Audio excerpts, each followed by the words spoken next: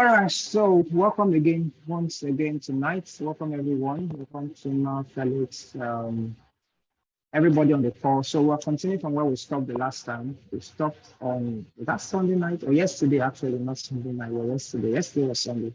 All right, so we continue from there. We're going to just quickly wrap up with HTML and then we move straight to CSS. And then by the end of this class today, by 10 o'clock, we should be able to design any of these simple login page. Right. So I'm going to give you as assignment. So I just Google, so you can choose what you want. I just Google a simple login page on Google, and then you're able to see all these fantastic login pages. So you can decide to pick any one that you like, and you should be able to design it as your next, as your assignment for today's class before the next class. Any of your design or any of your chosen design should be ready. So for example, if you decide to go with this particular login page, you should be able to deliver this before the next class. So everybody will be showing me how and what they come up with before the next class. So pick any simple design. So I will pick any one that you decide for me today to use as an example. But let's wrap up with the course. Then we'll just pick any of these sample page and we'll design it together. Then you now have to pick your own and then do that as an assignment. So let's continue from where we stopped the last time. So I'm just going to switch to this start. Okay. So this is where we stopped the last time, right?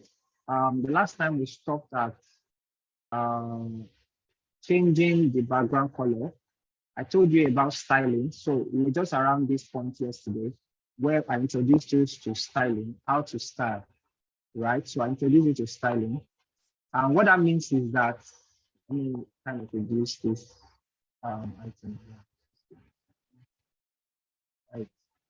So I introduced you to styling yesterday, right? How to change the background style. And I told you that the convention is that you have your elements, your HTML elements, which is what I've explained throughout yesterday, that they are just simply tags. Some of them have open brackets, close brackets, right? Let me zoom in a bit on this. Yes. Okay. So some of them have the open and close brackets, right? While some other they are called self-enclosing tag. And self-enclosing tag means that they don't have a opening and closing tag. So for example, an img, which is an image tag, is a self-enclosing tag because it does not open and close. But a UL, for example, on ordered list is an open and closing tag. The same thing with an airline, the same thing with an H2. A break, for example, is a self-enclosing tag because, as you can see, it opens and it closes by itself. It does not open and have a closing tag, right? Another thing I warned you about yesterday is that when you have a parent tag open and you have a child open within the parent, the child must close first before the parent will close. So if you can see now, this paragraph here, which is a P, is a parent because this U is inside the P. So this P in this context is the parent. The U here, which is the underline, is the child. And the child must close first before the parent will close. You cannot close the parent before the child will close. So you must close the child before the parent will close. These are the rules, right? So that's where we stop yesterday. I'm going to continue from there today by explaining how you style. How do you style? I explained yesterday also that HTML is more like the skeleton or the layout of the page, which is usually very ugly. But the CSS, which is cascading style sheet, CSS stands for cascading style sheet. That is the guide that styles and brings beauty to the HTML content. So while HTML gives us the layout and the framework and the text and the content to be displayed on the screen, the CSS gives us the beauty and the style. So what is the format for styling? You have the convention written like this. So you have style equals then a property. A property is like, you'll be learning a lot of them today, but a property is just something that you want to control in CSS. So it could be a background color, it could be a font size, it could be a border radius, it could be margin, padding, and a whole lot of more properties that you will see tonight. But there is usually the convention of the write-up is that you have the style equals to, in double quotes, the property name, and then the property value. So in this example now, you have property background color. Don't forget that if you want to ask me a question, you can raise your hand. Let me see if I can bring it up to so that I can see those who are raising their hand. Where's my Zoom chat? All right. So let me put this. Is that what I need? Okay, let me just put these guys somewhere I can see them. How can I mark them together? Okay, I'll try to see if I can just see them right somewhere here. So if you raise your hand, I can see. So as I was saying, you have your, where's my class? Hold on a second. Yeah. So you have your background color, right, as the property, and you have the red as the value. So you see a whole lot more properties like that. But remember this convention, because this is what we'll be using throughout this class. So I'll go to the next one. There is an HTML element called span, which you also need to be familiar with. So you have an HTML element called span, and you have another HTML element called div. So what is a span? A span is an element that is usually used as a container. So anytime you want to create something like a box, so if you look at this example of this login page, for example, right, there is this blue big area, right? There is this very mighty blue area here. So look at this box. So this box will be a div or a span, but I'll explain the difference between a span and a div in a very short while. So, but just imagine that anytime you want to create a box, so if you look at this card here also, this is also another box.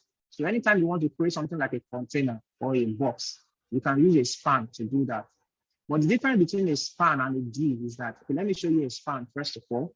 So I'm going to start afresh on a new page now. So I just click on Control N on my keyboard. You can also do the same thing by clicking on File and a new text file. When you click on File, new text file, to give you a brand new file like this, right? So I'm going to start by writing my simple HTML structure as we learned yesterday. So I told you that the basic HTML structure is made up of the edge, right, and then the body. So remember yesterday, we looked at the edge and the body. That is how HTML structure is. So everything, so I'm going to save it. I just press Ctrl S on my keyboard just to save, and I'm going to save that. So I'm going to save that as lecture 2 for today. Because yesterday was lecture 1. I'm going to save that as lecture 2. And now that I have it saved, I can run it on my browser. So I'll run it soon, but let me just add something here. So what I want to do here is that I want to show you the difference between a span and a div. So when I do a span like this, and I say this is a span, right? That is I've just created a box or a container, and I've put this text within that box. And let me create a div, for example, and I'll say this is a div. Let me show you the difference between a span and a div. So if I go back to my screen, I'm going to just launch my lecture 2. I'm going to switch my URL to lecture 2 so that I can launch my lecture 2. So if you look at here now, let me inspect. So inspect means that I want to show you what the browser is saying. So because I told you yesterday that this HTML code, when it's launched on the browser interprets all of these elements, all of these tags are interpreted by the browser, and then it displays it based on these instructions. This span is an instruction, this body is an instruction, this end is an instruction. All of this HTML content is an instruction. So the browser will interpret it and render the page based on the instruction. So let me right click, and I will click on inspect. Don't forget that right click, inspect, it will bring up this fine, funny looking box that is called a developer tool, right? So you can see here, it shows you exactly what the browser is saying, right? It shows you exactly what the browser is saying. So you can see your code, the same HTML code that you typed earlier. You can see it right within the developer tool, right? So if you look at the span here, what I want to show you is that if you look at the span here, I don't know if you can see clearly. If you look at the span here, as I mouse over the span, you can see up here, just keep your eyes, while I mouse over down here, keep your eyes right here. You will see a blue background around that, which is a span, right? You can see that blue background just envelopes this span. It does not stretch like this is div. Look at div. The blue background stretches from the beginning of the screen to the end of the screen. This is span, stays just around the content or the text. That is the difference between a span and a div. Let me explain that in English text or in English language. What that means is that anytime you are using a span will only it will only take up the space of its content, meaning that if you have a content that stops around this area, that is the space that a span will take up, or that is the space that it will contain. It will not, it will not take up the entire space. But a div, otherwise, or a div in opposite will take up the entire space. A div is more like saying that I want to fill everywhere. I don't want anything to stay beside me. Don't put anything beside me. So let me show you where that is very important. So let me put another span beside this first span, right? I will say this is another span. So if you can already imagine what will happen now, I told you that a span will only take up the space of its content. It will only take as much space as its content. While a div will disregard its content and take up the entire space, and it will not allow anybody to stay beside it. So let me put another div beside this other div. This is another div, right? So what it means is that if you can imagine what will happen now, if I refresh this page, I believe somebody can guess what will happen. This span here will be able to stay beside this other span. Why? Because they are both spans and they only take up the space of their content. They don't force themselves, they don't consume the entire space. But this div here beside each other, this first div will take up the entire space, irrespective of the content. And this other one will take up the entire space. So these two will be on different line. Why this one will be on the same line? Let me refresh. Did you see that?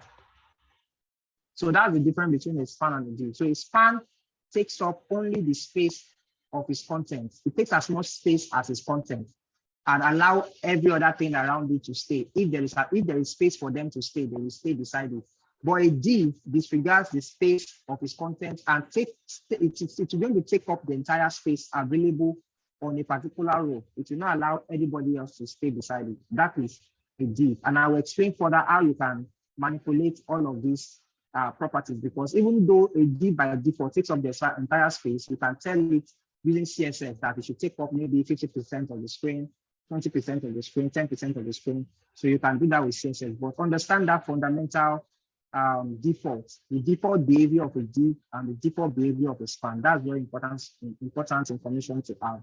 So let me continue from where we stopped. So the next thing we want to look at, like I said, understand this styling convention. So anytime you want to style something, you have what we call style, then you have the property name and you have the property value. We've already looked at that. So I'm going to just move very fast. So this is another example. This is the styling controlling the font family. This one was controlling the color, right? The other one we looked at initially was controlling the background color. So little by little, we are getting to have more property context, right? So we have background color, we have color, we have font family, then we have font size. So we've already learned 4 different things. So let's put them to practice and see how they work, right? So I'm going to come here. Inside this first span, I'm going to test the background color so that you see it. So I'm going to put background color here. If you're using VS Code will auto suggest to you. So I'm going to use background color red there. As you can see, it takes up, it's going to put the background color within this span that the style was applied to. So I'm going to put another style here. I'm going to say this style, the color is maybe blue, or let's say, what do we say now? Yellow or purple or something, I don't know. Anything you want it to be. So I'm going to also come down here. Another one we've learned so far, let me put a style. The style, another one we've learned so far is the font size. I'm going to put like 30 pixel. And then the last thing we saw was the font family. So I'm just putting all of this in practice, right? Font family. And then I'm going to select maybe like a view sign, right? So that's it. So if I refresh this page now, all of these different styling that we've applied will take effect. So we have a background color red, we have a color purple, we have a font size of 30, and we have the font family. As you can see, the font family is different from this one. So that's it. So that's how it works, right? So let's move on. So here we have what we call test alignments from left, center, right. Then we have background color. We saw that before now. So that takes us into CSS, because what we've been looking at so far is a bit of CSS, but it's called this kind of styling that we've been looking at so far is called the inline styling. So anytime you write your style within the HTML tag, it's called inline styling. Let me just write that somewhere so that you can see it. So that is called inline styling, right? That's what we've been doing right here. But it's a form of CSS styling. So there are 3 types of styling in CSS. There is the inline styling, there is the external styling, there is the external styling, and the on-page styling, right? So you have all these three different styles. So you can write your styles, your CSS style is in an external file and link to it from your head, from the head of the page. You can write it within the tag that you want to address, and you can write it at the top here within the head also. So I will explain and show you these three different styling, right? So that's it. But let's move into CSS quickly so that we can get to where we get to take an example, one of these beautiful landing pages, right? So let's quickly move on. So I've explained that CSS stands for Cascading Style Sheets, and I've explained that CSS is that guy that helps us to do what? To bring beauty to the HTML, right? It brings aesthetic and beauty and makes it appealing for people to use. So when you go to any site, all the background color, background style, size, background this, all of the things you see that makes it beautiful is CSS, right? So that's what we're going to. And I told you the different kind of styling. We have the inline, we have the internal, we have the external. The internal is the on-page side, like I talked about, within the edge. Let's go to the next one. So what is inline styling? That's what we just practiced here. So it's the convention of inline styling is that you write the word style. Don't forget that this styling is written within the angle bracket of the tag. It's not outside. So don't go and open a tag like this and then close the bracket and then outside the tag, you are writing your style. No, the style is written within the open bracket. You write it within the open bracket of the opening tag of the HTML elements, not after the close angle bracket, right? So don't forget that. You write your style equals double quotes within the open tag. And you can't write it within the closing tag. It's not allowed also. You can't do this, right? So it has to be within the opening tag and before the angle bracket close of the opening tag. Is that fine? So I think that's clear. So that's how you write your inline styling. Code Cafe, you have a question. You can unmute yourself and ask a question. Code Cafe, I can't hear you. So, please, I can barely hear you, sir. Can everybody else confirm? I can hear you, please. Anybody else here? I can hear you loud and clear. Loud and clear, sir. Loud and clear. All right. So Code Cafe is like you have to check your. I can also hear you loud and clear.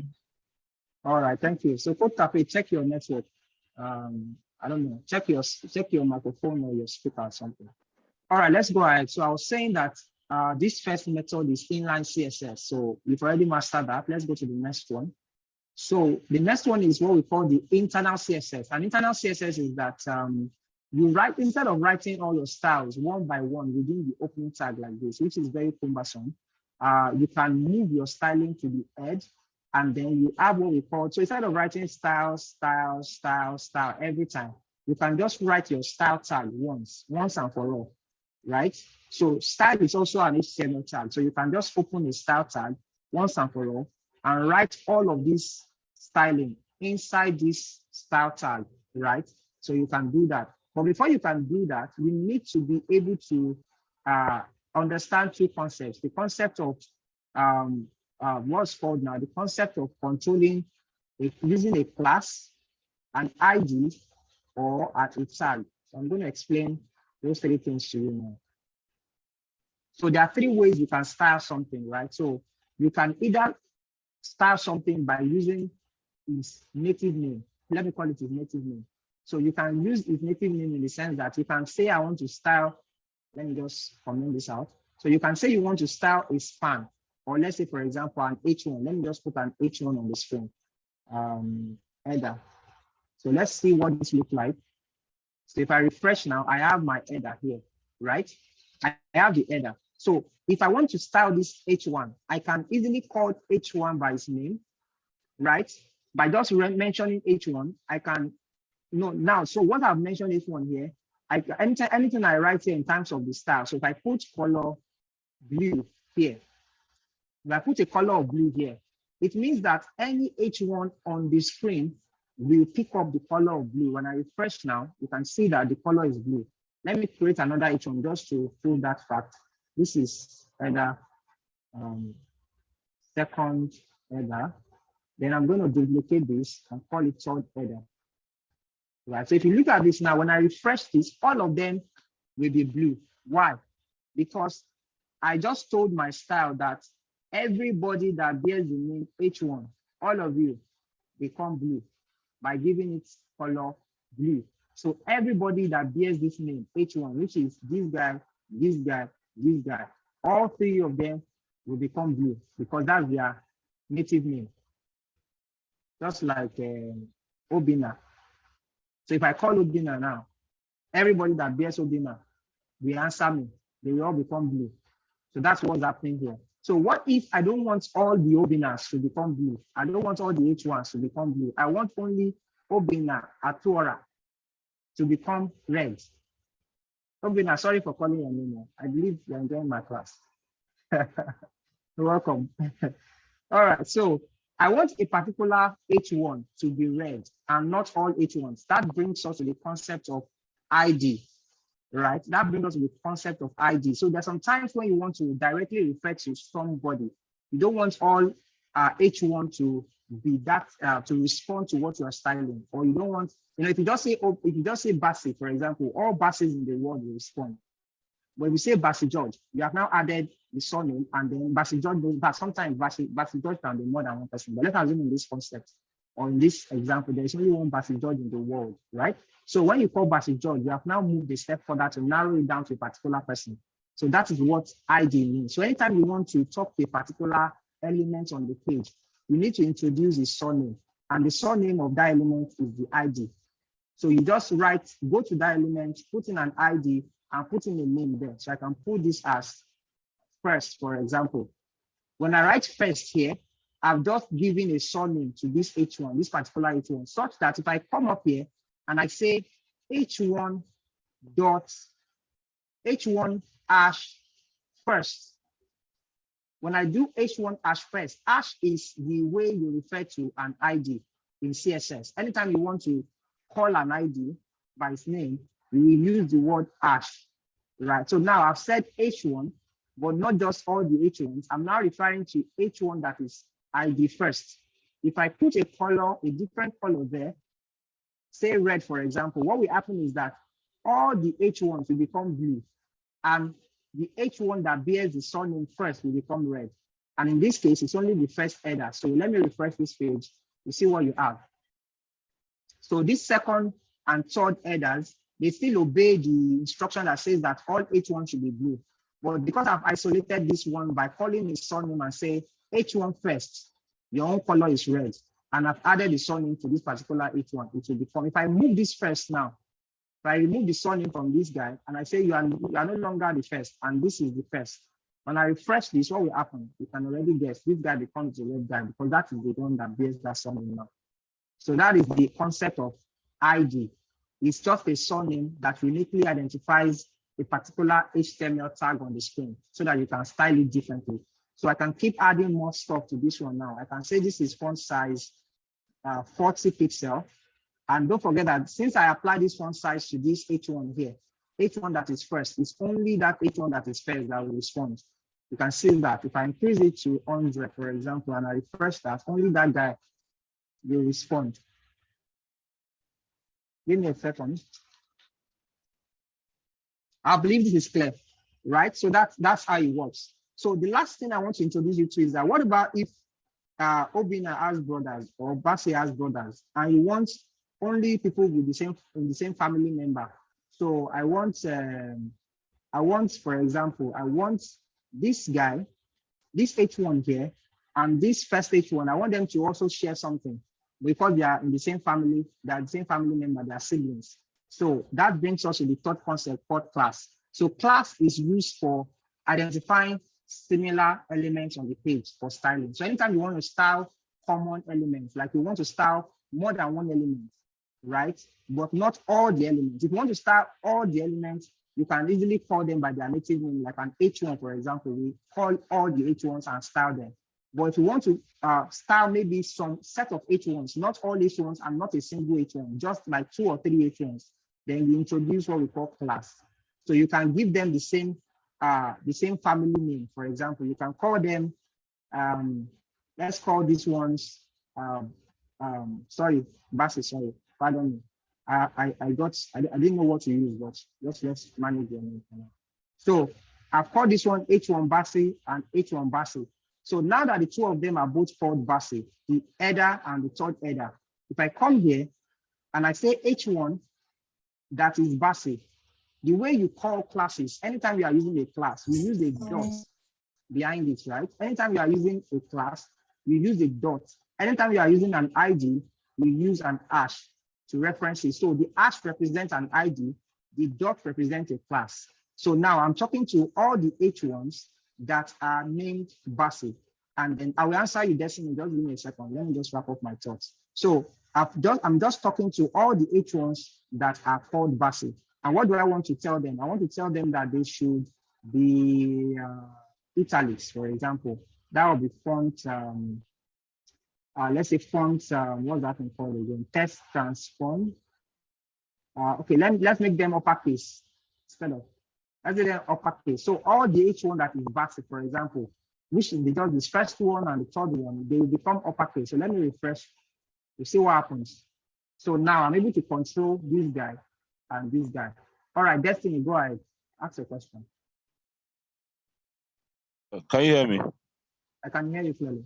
Yeah, you were saying something about using the class to mention one or two or more H1s, as you were saying. Yes, yes. So can you also use the ID to do that? You can, but it's not you are breaking the convention. It's not meant for more than one. IDs are used for only one element. Anytime you want to refer to only one element on you want to uniquely identify just one thing, you use an ID. Once it's more than one, you use a class. Okay, no problem. Thank you. All right. Well, let me go ahead, please. Okay, thank you. Please, what difference does it make if we don't include the H1 in front of the ID and class? That hash and dot. Yeah. So it doesn't make any difference. It's just that you are calling by the first name and last name. You are calling it only by the last name. They will still answer you. Just like instead of saying Pelumi Adetoye, you just said Adetoye. All the Adetoyes we answer, both Pelumi and the brother and sister, right? So, so if you remove the H1, it will still work. All right, thank you. All right, thank you, ma'am. All right, so can we move on now? Yeah, we can go ahead. So I believe you're enjoying the class, everybody. Any questions so far? If you're enjoying it, please let me hear you say I'm enjoying the class. I'm enjoying the class, sir. All right, so let's go ahead. All right, so where we stopped is I've talked about the ID, I talked about the class, I've talked about the tags using their native name and all of that. And now you understand the differences. When you call them by their tag name, which is the tag, when you call them by their tag name, all those tags that bear H1 will respond. When you call them with an ID, only a particular element will respond because only one, ideally, only one element should bear an ID name.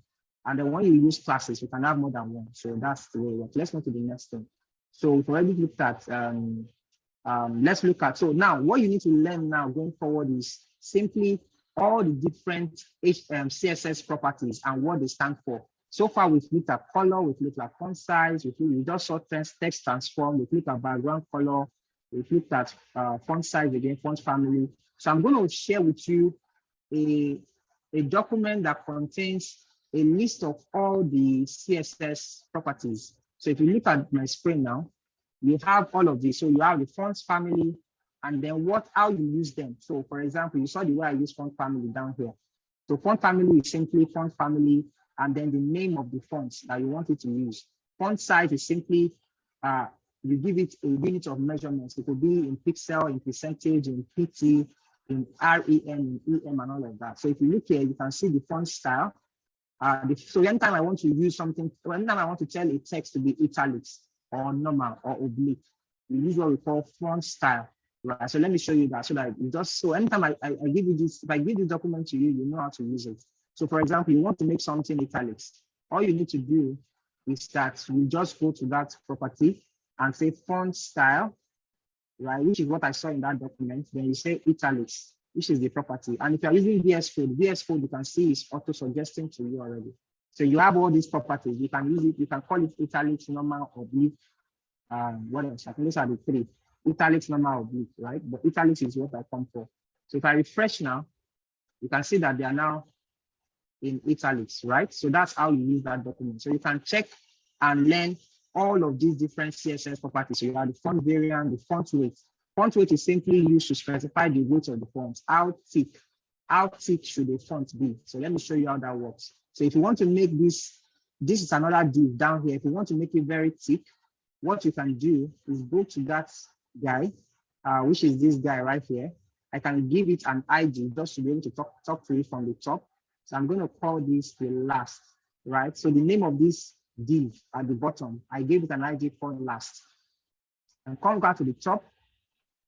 Excuse me, since it's an ID, I will use an hash. Don't forget, if it's a class, I will use a dot. If it's an ID, I use an hash. If it's a class, I use a dot. So since I use an ID, I'm going to use an hash and I'm going to call the name, which is last. If you look at what I did here, I just gave it an ID called last. So I'm going to use an hash and last, and then I can style it. So what I'm coming for here is font weight. So font weight is used to determine how thick that stuff should be. So I'm going to call it 900, for example.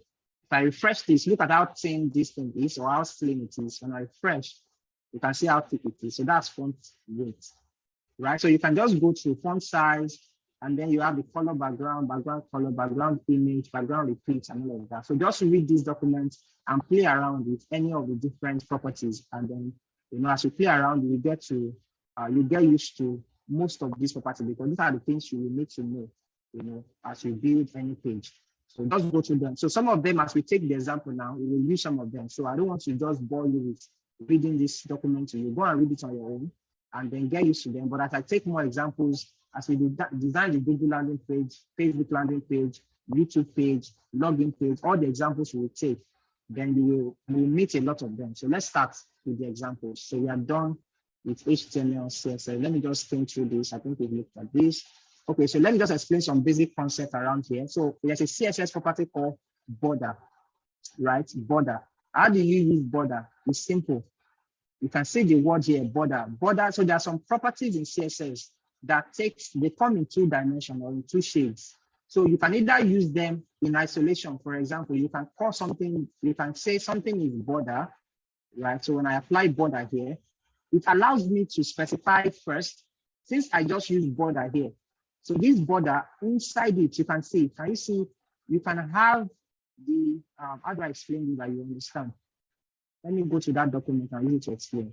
So, okay, this is great. So if you can see here, there is something called border here, right? So look at border, right? Can you see my screen? Can someone confirm you can see my screen? Border. I can see your screen, sir. All right. So there's something Yes, sir. called border.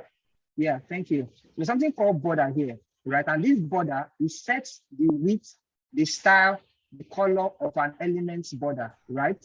But inside this one single property called border, you actually have border left, border bottom, border right, border top, border style, border color. All of them are inside this border. So anytime you want to style multiple properties of border together without splitting them out, so you can either just style border bottom, border left in isolation, right? So if I can just say, for example, let me just give you something like border, let's say border style, for example, border style. When I say border style, and I say it's dotted, for example, I won't see anything until I add border, what is that now? Border itself, let me say 1, right? Border width, I think it's border width. Yeah, border width. So let's refresh and see what happens here. All right, so you can see this. You can see the border around it. So these are 2 different properties. There is border style, which I gave dotted. Let me make it solid. When I make it solid, you can see there will be a change in this stuff. You can see now it's solid, right? So that is the border style. So border style is the design of the border. Let me show you the other options. So you have this dotted, you have the dashed, dotted, double groove, hidden, unset, non-reach, and all of that, right? So let me try dashed. So if you try dashed, you can see dashed, right? So that's it. So you have, there's something I'm trying to explain that I've not gotten to. So I'm trying to tell you that there are some properties like border, for example, they come in two styles or in two shades. You can either style them in their isolation in terms of border style, border width, what else is there? Border left, border bottom, border right. You can do them in isolation, or you can style them using only this property called border. And then you can mention all of the other ones inside. So let me do the same thing I've just done here now in one step. So I can just say, instead of doing these two things on two different lines, border style and border width, I can just say border, and I will still do the same 1 pixel solid or dashed, right? And then I can give it a color, for example, and I can remove these two.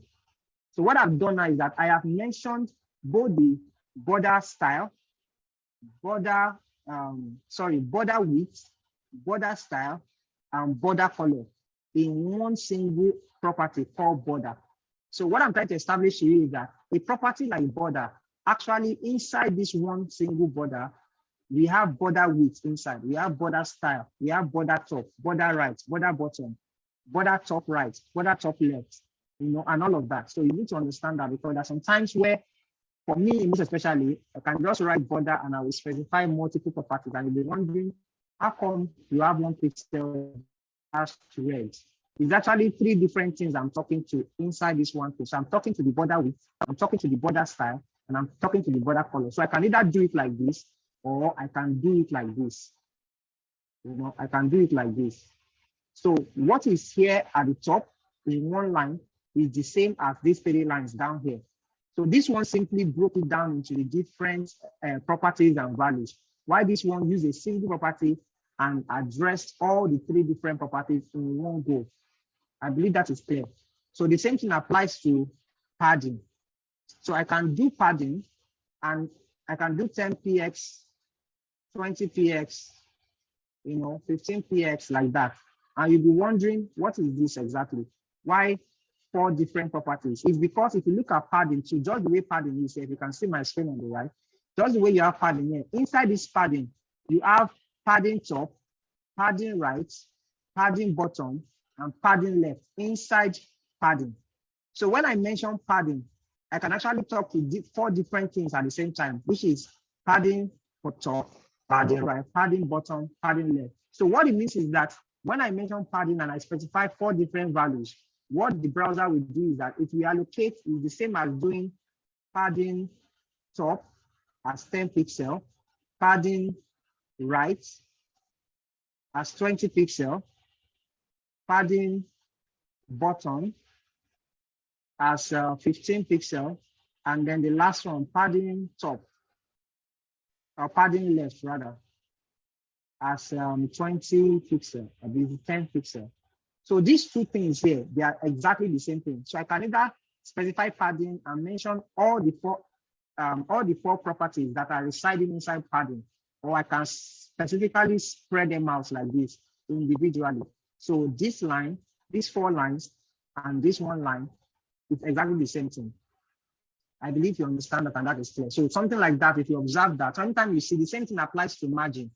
Margin also, inside margin, you have margin top, margin right, margin bottom, margin left. I believe you guys can still hear me, right? Can you guys still hear me? Yeah, we can. Yes, sir. Yes, sir.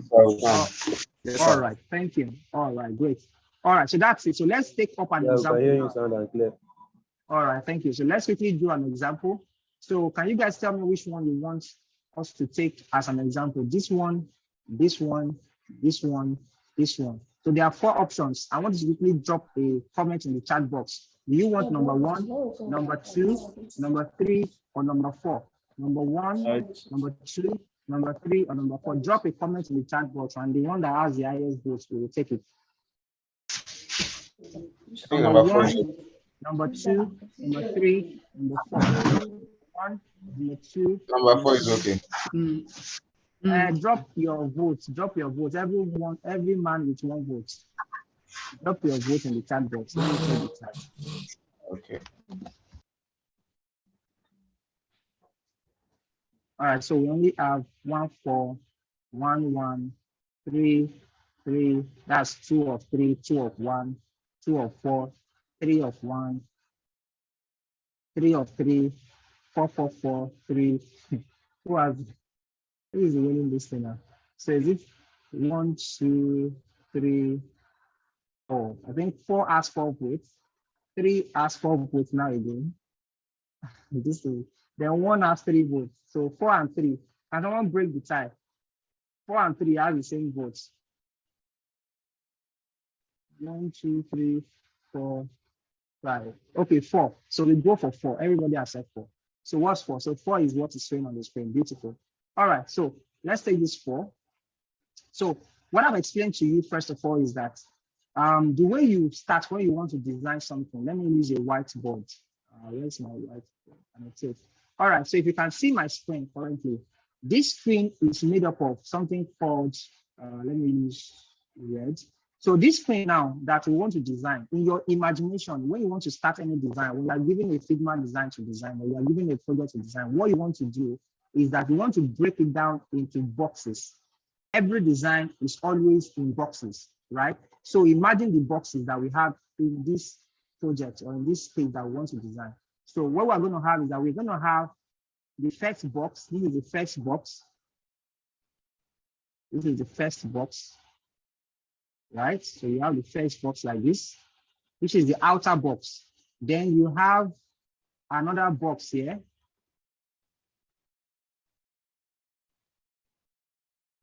You have another box here. This is like the header, right? Inside that, this box, you now have one item here, and then one item here. Then you have a second box here, and this guy is inside, right? Then you have another box here. This box. These two guys, they are actually inside one box.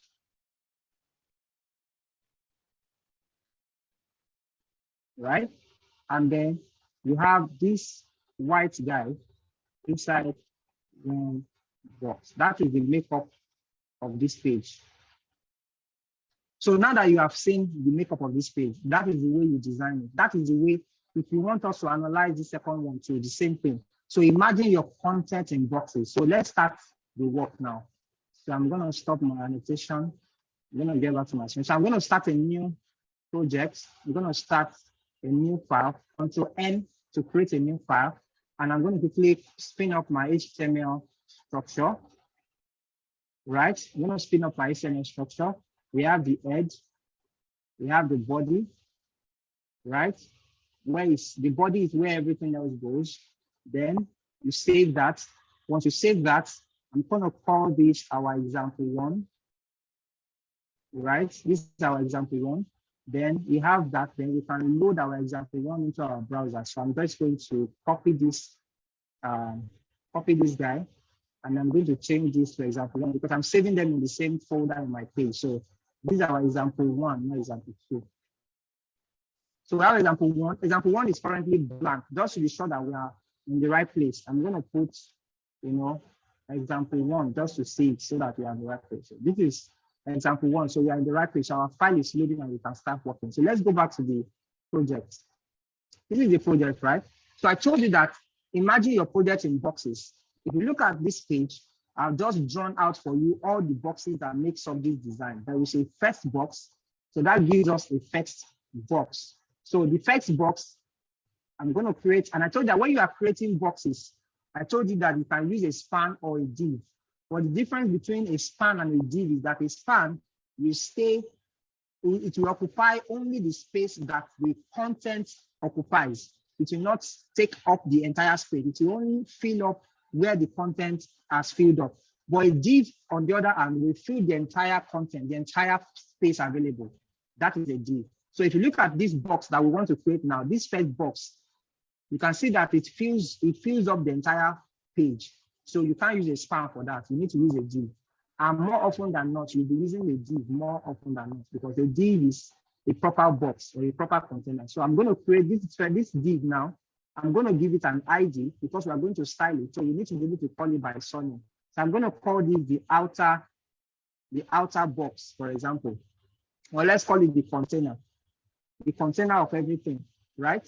So let's call it the container. That's the name of this ID. So that's this guy. So let me annotate again. Give it this yellow. So this guy here is the outer box, right? This guy here is row 1. This guy here is row 2, right? I don't know if I can type, but you can get the idea of what I'm trying to do. So this is row 1. But because of time, I won't waste my time typing. So I'll just leave those yellow lines to show you. So this is the outer container. Inside the outer container, we have row 1 and row 2. So I'm going to create those 2 divs. So I'm going to call this row 1, right? I'm going to create another div. I'm going to call that row 2, right? So now we have our outer container, we have our row 1, and we have our row 2. Those are the 3 boxes that makes up the entire project. The outer container is housing both the row 1 and row 2, which is what I have here. You can see the outer container housing the row 1 and row 2. Then inside the row 1 now, we can deal with the row 1, which is this little envelope and this welcome back. So I'm going to go into my row 1. I'm going to create a simple span or a simple div that is an envelope, right? I'll just write an envelope for now. Then a second div that is welcome back, right? That's it. So let's deal with this and quickly style this and make it look like this. So the first thing we want to do is to see what we've done so far. I'm going to refresh. And you can see it doesn't look anything like what we want. Why? Because we're just currently writing HTML, no CSS. And like I told you, CSS is the beauty of the page. So let's go back to our page and look at what we need. So the first thing we need is this background.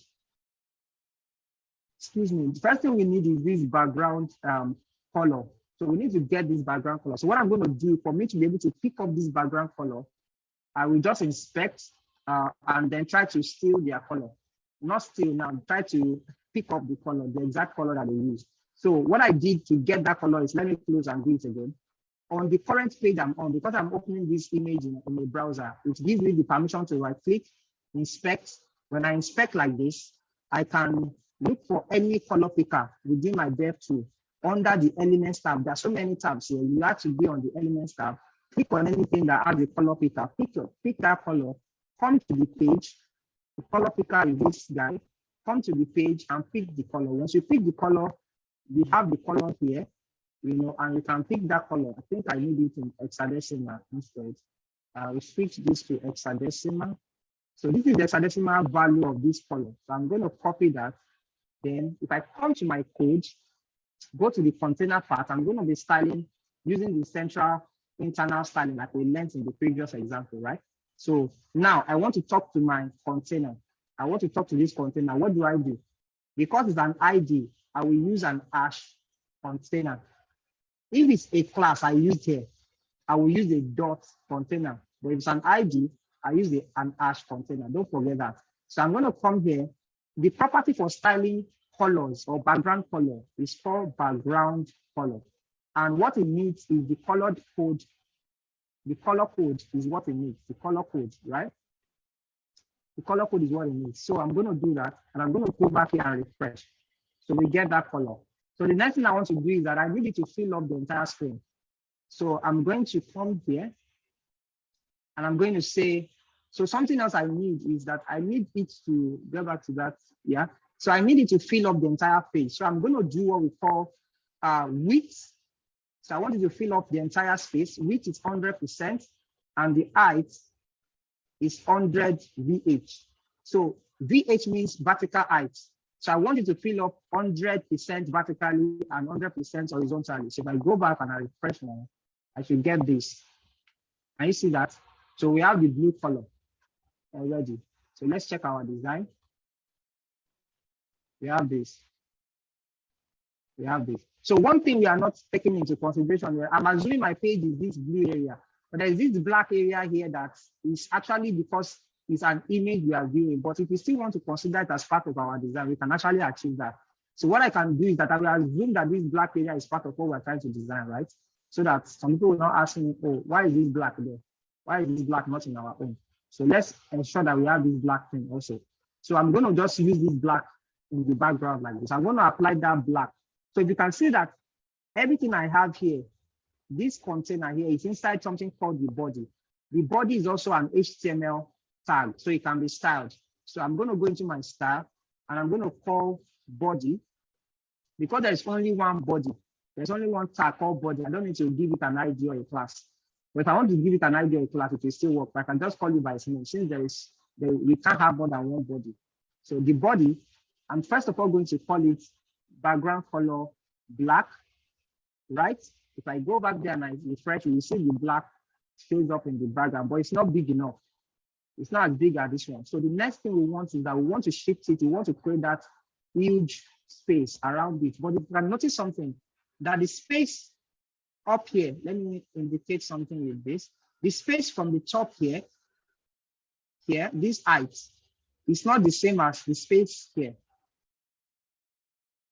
Right? It's not the same. So what it means is that we need to create a space that is more on the up and down. But of course, the space at the top and the space at the bottom, they are the same. If you look at it physically, this one, and then what's on the left and right is also the same. So that is the job of a padding or margin. You can use a padding or a margin. So that's what I'm going to do. So I'm going to go to my body. I'm going to apply some bit of padding. And I told you already that you can do it separately, like individually, padding left, padding right, and all of that. So that's what I'm going to do. So padding on the left, this is on the left here, padding left. I'm going to say it's about 20 pixels. And then padding on the right is about 20 pixels. So let's see that. Let's check that out. You can see that. You can see that we are getting there. So the next thing we want to do now is padding on the top and at the bottom. So I'm going to give that, because that is way higher, I'm going to probably give that 100 on the top, and bottom is 100. So let's see that. So I'm going to refresh that again. You can see that we just, boom, we just have that, right? So the next thing we want to do is to continue where we stop, which is this guy here. So what I can do also is that, if you notice another thing here, because I'm giving my own height, 100 GH, it's taking up the entire screen, which is higher than our own height. So what I can do is that I can look for the height of this their own and use that exact height, or I can leave it as it is, because this my own is more dynamic, right? It's exactly the same. You can see this going back. The way we do it right here is the same thing. Exactly the same thing. So we can leave it for now like that. But you have a question. Somebody is trying to talk. So no question. All right, so let's go ahead. So the next thing we want to do is to do our welcome back and the envelope sign. So this envelope sign is an icon. It's an icon. How do I get this icon? You can use an image, you can use an icon. Let me see if I can pick up an envelope. Envelope icon. Just grab one.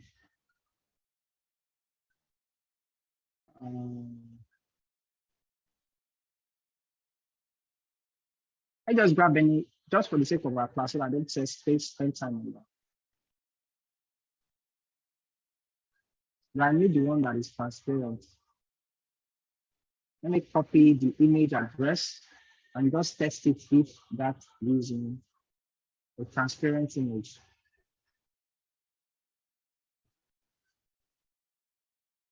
Oh, this is a base64 code. I don't want that.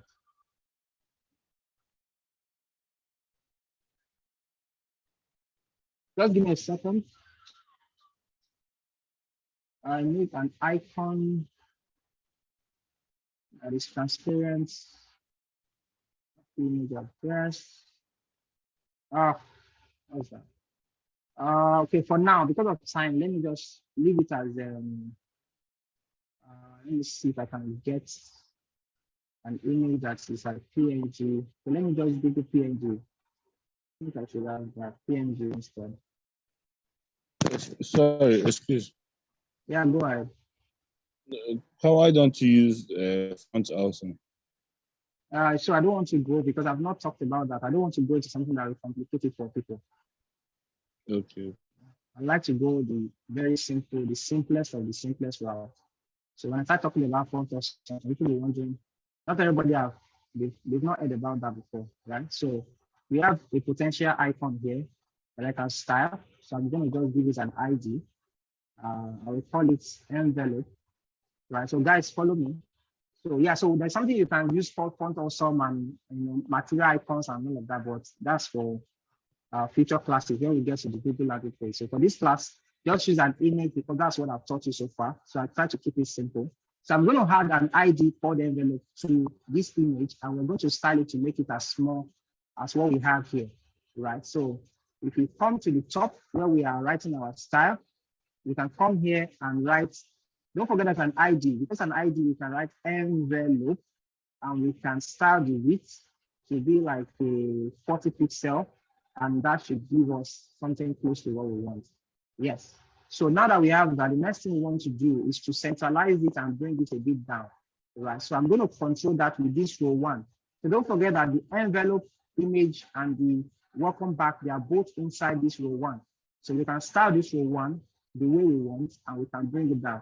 So let's do that first. I'm going to start this row 1 and then make it close to what we have here. So I'm going to go to the row 1. And then what we want to do in the row 1 is simple. We want to centralize everything inside row 1. Don't forget that we still have them plugged up to the left. We want to bring them to the center somewhere here. So what I'm going to do first is that there is a CSS property called test align, right? Center.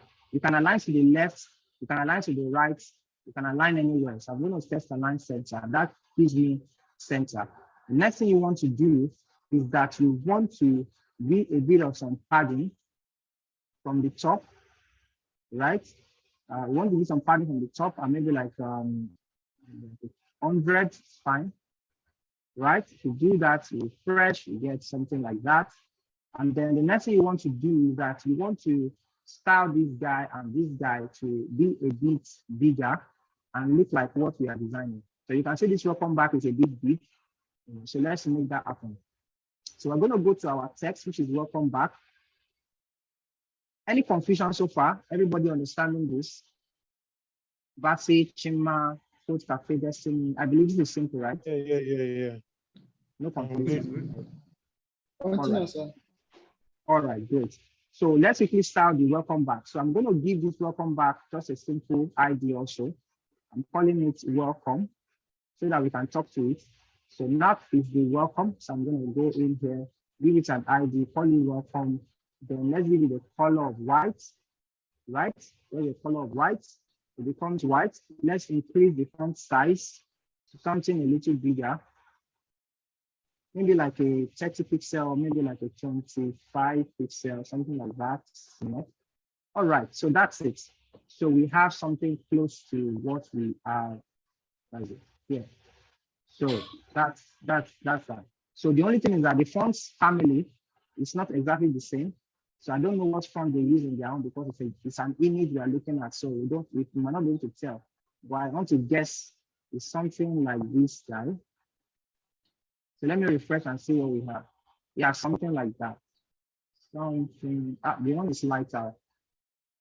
Let me give it a font weight that is light.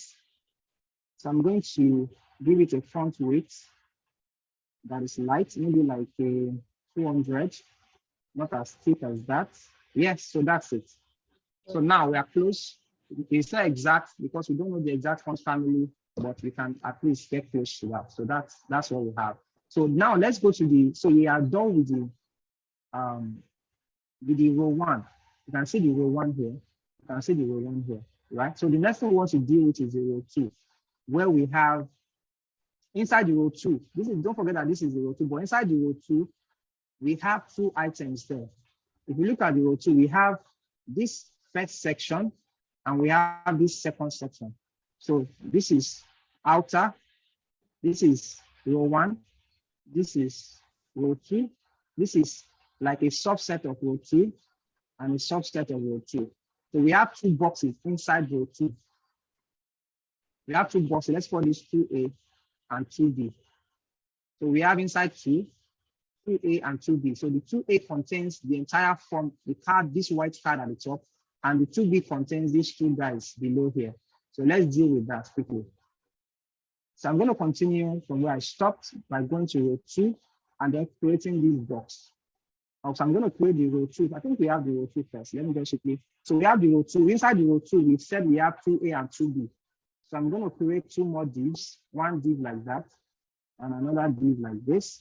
And this first one, I'm going to call it, maybe we call it 2A. Let's call it first. Let's call it first. And the second one is second. So this is the first section. This is like the 2A, and this is the 2B. Inside the first of the row 2, we have this nice looking card. Let's call it a card, right? Which we are going to style, which will become this white background and all of that. And inside that, we have an input box. Input that is a self-enclosing tag. Then let's give it a placeholder. A placeholder is the text inside an input box. This placeholder is the text inside the input box.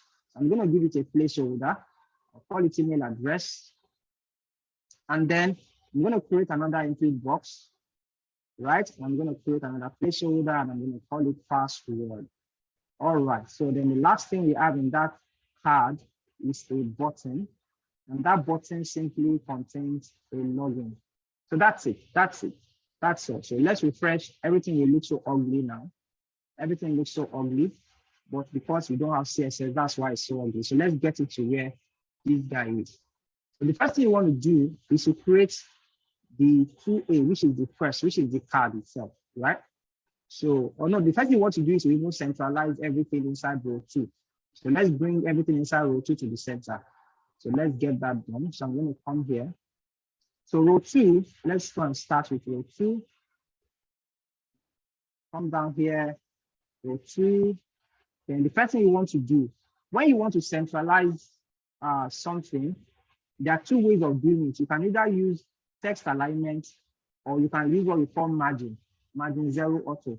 So let me try the text alignment first. So you have something like that. It's centralized now. So that's row 2. So everything in row 2 is centralized. So the next thing you want to do is to make sure that these 3 guys, they are on different lines. You can see from the design we are trying to achieve. Email address is on its own line. Password is on its own line.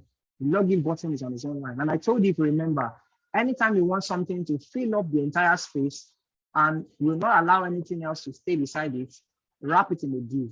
Use the div as the container. A div will always fill up the space and it won't allow anybody to stay behind it.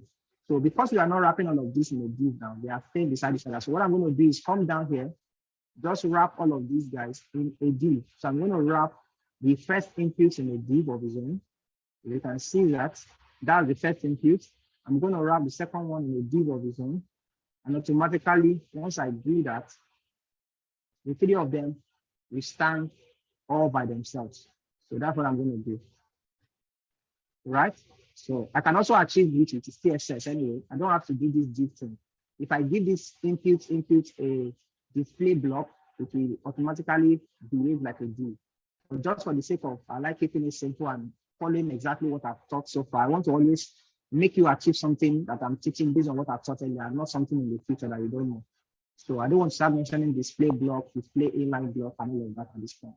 So just wrap everything inside a simple div, and this div will force all of them to stand on their own line. So let's refresh and see what that looks like.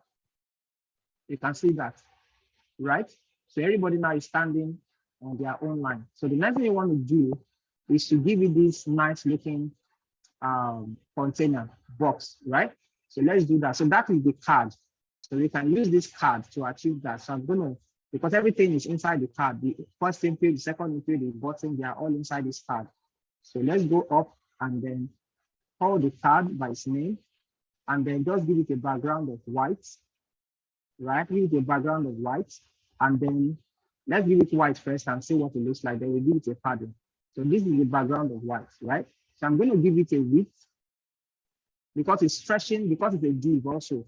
It's filling up the entire screen, but I don't want that. So I'm going to reduce the width of this card to about, let's say about 300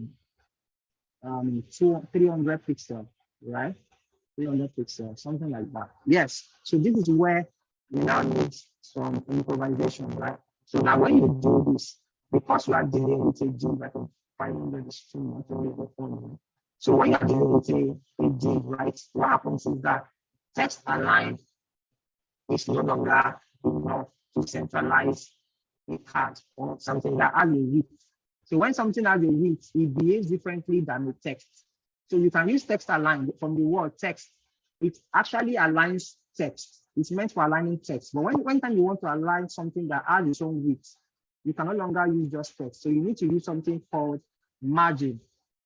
And the property of the margin is that you are telling me that it should automatically centralize all its content, right? So I prefer the zero auto. Zero means that top and bottom should be zero, left and right should be auto, right?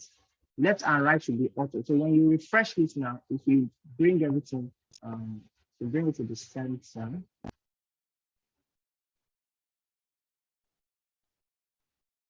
Hold on a second. So this is, okay, I think I'm applying it to the one. This is the guy that should carry the property, not this row two. So this guy should, yeah, that's what should carry that. So margin zero auto, when you apply it to the card, it will automatically centralize this card by taking combinations of the width and centralizing it both on the left and on the right. So that's what the auto means. The auto means that give it an equal spacing both on the left and on the right. That's what auto means, right? So that's how you centralize something. So let's return the text align back to this guy so that every other thing can be centered, right? So that's correct. So this one will centralize the boxes and the login button. All right, while this one, we centralize the card itself. So let's move on. So the next thing we want to do now is to give it this nice looking spacing around this stuff. So something I did explain in the last class on this class is that if you have heard of padding and margin before, padding and margin is defined as the space between the content and the container. So this case now, this card is the container. This input box is the content. The space between the content and the container is the padding. The space between a particular outer content and the next outer content is margin. So the space in between here is margin, while the space between the content and the container, this email address is the content, this line here is the container. So the space between the content and the container is called padding. We use padding for that. While the space between the container and another container is the margin. Let me say that for the last time. The space between a particular content and the container is padding. So for example, this login now, the space between this login text and its outermost container, which is this blue button, the space between the login text and the outermost button is the padding. While the space between the button itself and this next input box is the margin. So that being explained or that being said, see what I want to do to achieve this. So I'm going to apply a padding to the card. A padding to the card. And the padding is going to be like 25 pixels all around the card. So let me refresh that. So that's what I get. That's what I get. So the next thing I want to do is that I want my input boxes to fill up the entire remaining space, right? So I'm going to go to my input boxes and I'm going to fill them up. So I'm going to go to my input boxes. I'm going to tell them that their width should be 100%, right? And then I can talk to my button also. The width of my button should be 100%. I'm going to refresh this and I get this. So you can see that, right? You can see that. So we are getting there. So when you have similar properties like this with 100% and this with 100%, it's almost the same thing. You don't have to repeat yourself. You can simply apply this button. You can move it up from here, put a comma here and put the button there and remove this. So what you're simply saying is the same thing as what I've just done before.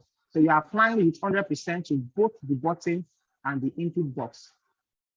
Are we together? So you can style multiple elements with the same property by just separating them with a comma. So that's that. So let's go on quickly because of time. I need to now speed up. I have like 5 minutes more to wrap up all of this. So let's speed up the speed I'm using. So the next thing I want to do is to look at the border radius. With the edge of this thing, we are very much curved, very, very curved.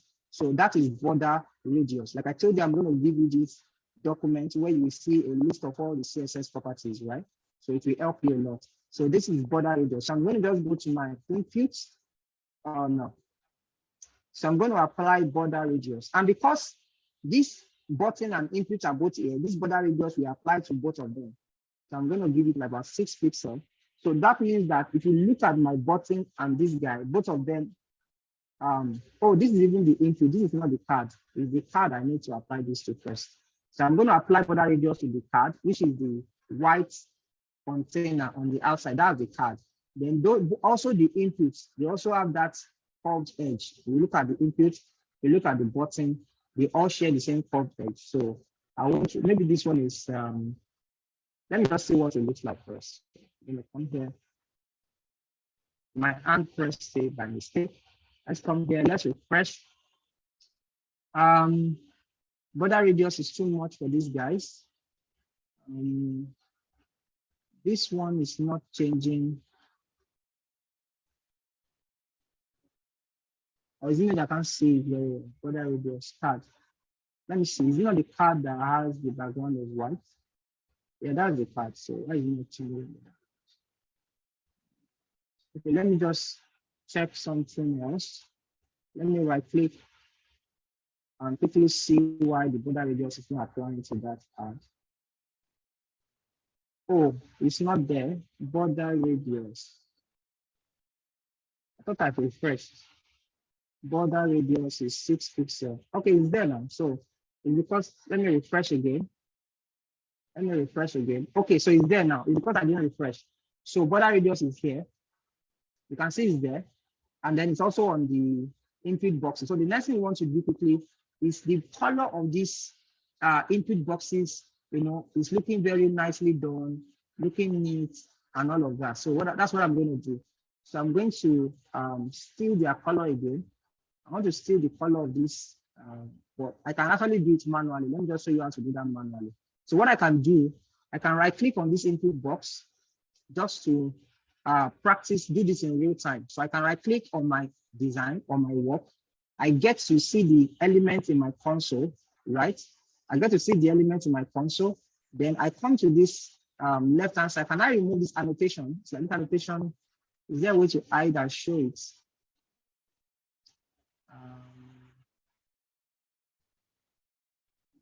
Let me see if I can hide and show it.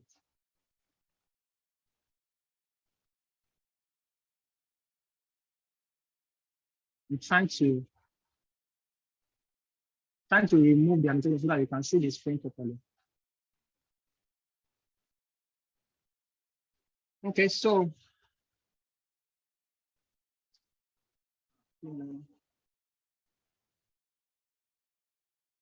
should I remove? I think I can remove it actually.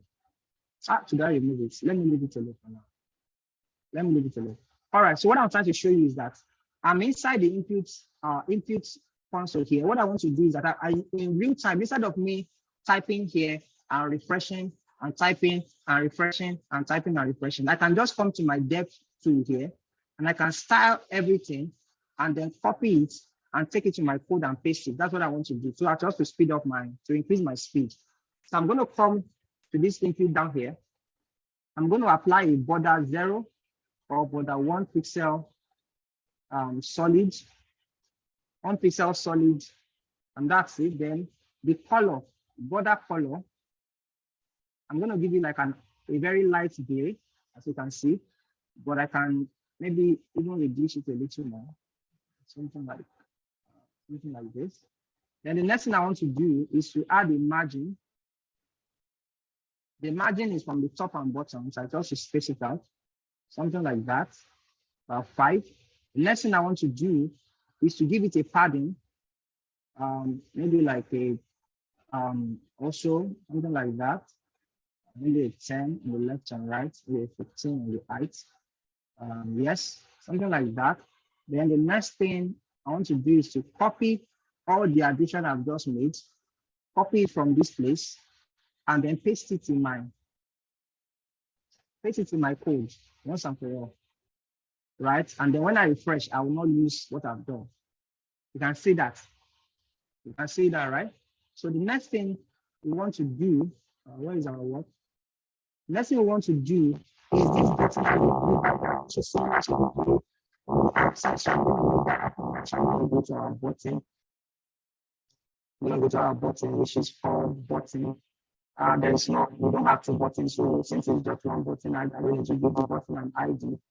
So I'll just call the button here and then give it the background color of the same background color we gave to our body somewhere here, this guy. So I'm going to copy that, bring it down here, give it an hash, paste it, and then refresh, and then I should get that blue color. Then the next thing is that I want to give this login button a color of white, right? The text itself to be white. So I'm going to give it a color of white, right? So I refresh that, I should get a white. So we are almost there. So the next thing is that this spacing here is more than my own. So I can increase my own padding just a little more. So let me show you how I do that in real time again. So I right click and inspect. I go to my pad, I go to my padding, and I just increase it so that I can see what it looks like. You see? So I think it's about, let's take a 50. So now that I know that it's 50, that looks like what we want, I can increase my padding to 50. Right? So that's it. So we're almost there. The last thing we want to do is these two guys at the bottom. Forgot your password, don't have an account, get started. I'm just going to quickly add that. That is the last, the second half of the section 2B. So there are two halves there. So I'm going to create the first half.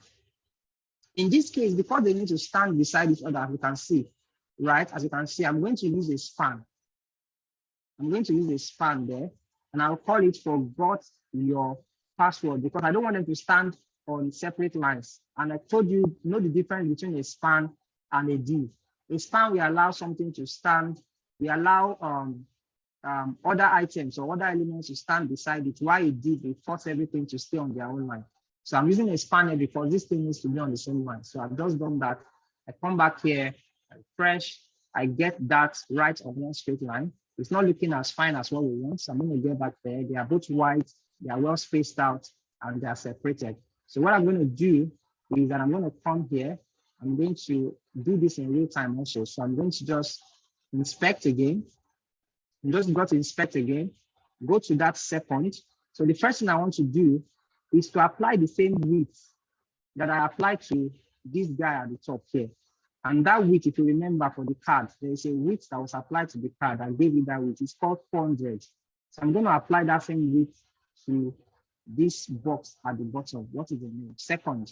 That box is called second. So I'm going to apply the same width. So I'll call it second.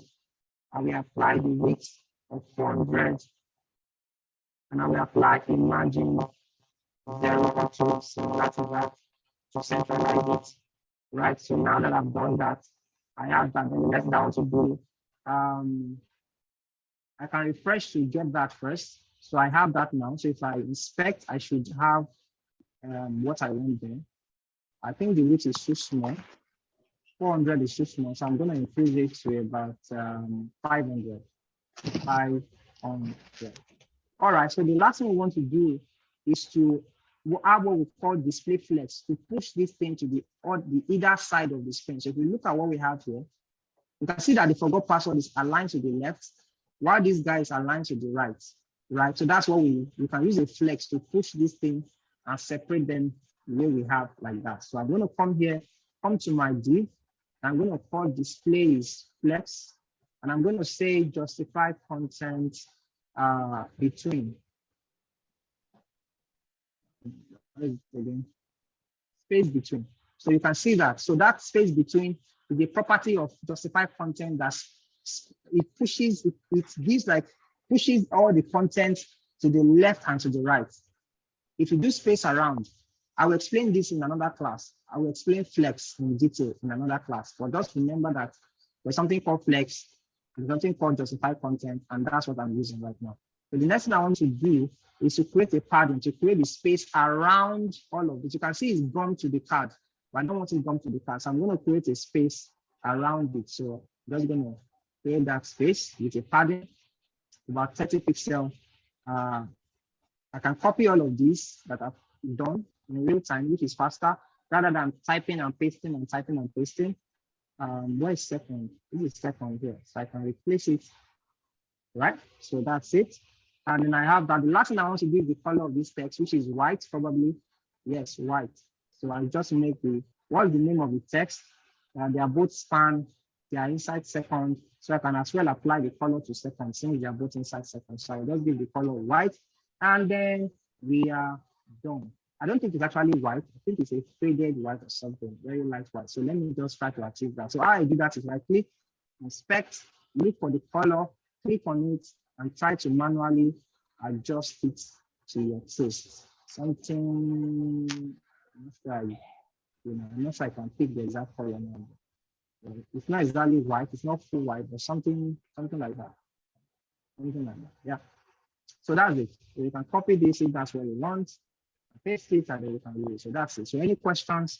That brings us to the end of this class. So you can see, as you can see, everything almost fits into exactly what we have here. Yeah. So it's just some minor exact width and height and all of that. This is what we have. This is what we have here, and this is what we have here. You can see that. So I think let me space this welcome back and the rest. I think it's kind of spaced out up here, up here. So all we need to do for that is right click on this one and then give this welcome a bit of padding. Cancel your screen again. Cancel your screen again. So you can space it out like that, you can see. So that's for the welcome. You can apply that to the welcome. All right, questions? That brings us to the end of the class. So you can see it's as good as it should be. You can still do some minor cleanup like the border radius here. I think it's not enough. I want to apply 3 is too small. I'm going to increase it to like 6. You can see it's a bit more curved now. So it looks better to me. Instead of using, I can't see your screen, sir. Cancel your screen, sir. Ah, you can't see my screen. What happened? Yes, sir. No, sir. Can you see it now? No. Oh, sir. Ah. Wow. Yes, it's flickering. Can you see my Okay, screen now? okay. It's coming up. Okay, we can see it. All now. right. Yes, All right, so we are done. So let's take questions. Some people are exhausted, some people are tired, some people, everything. Yeah, so, all right, so that's it. So that brings us to the end of the class. So let's take your questions. Let's get your clarifications and let's end this class right away. Did you enjoy the class, first of all?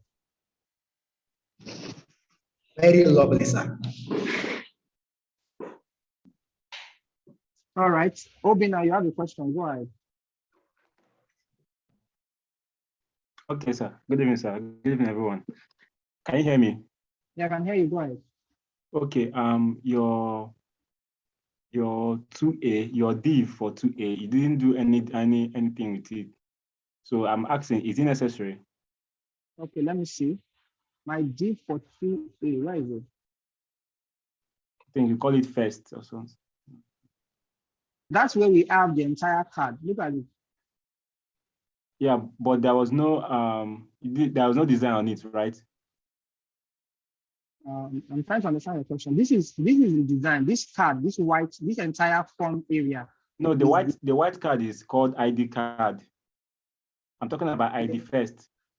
Okay, the first. No, I didn't do anything on first. So I'm asking, is it necessary? Can't we remove it? Well, you can remove it. I'm not sure I used it for anything. Let me see. Yeah, I just used it just for the explanation. So I didn't use it actually. There is no class, there is nothing in it, so it can be removed. Right, but because I was following a particular pattern, I did like a breakdown of the way your imagination should see the boxes. Because if I didn't draw that, some people cannot picture how to imagine, how to attack the projects, right?